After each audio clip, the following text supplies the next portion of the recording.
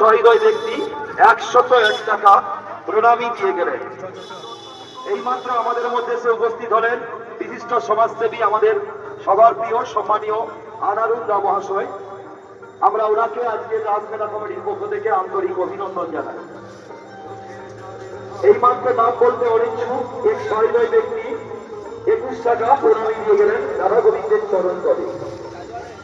আর কিছু করে মধ্যেই শুরু হবে এক ঝাঁক প্রখ্যাত শিল্পী দ্বারা সুন্দর নৃত্য গোষ্ঠীর পরিবেশনায় সুন্দর এক মনোরম সুশীল দৃশ্য নৃত্যানুষ্ঠান আপনাদের সামনে আমরা উপহার দেব।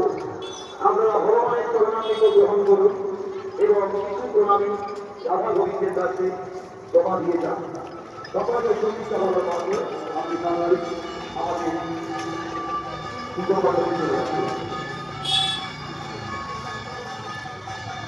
লক্ষ্মীর ভান্ডার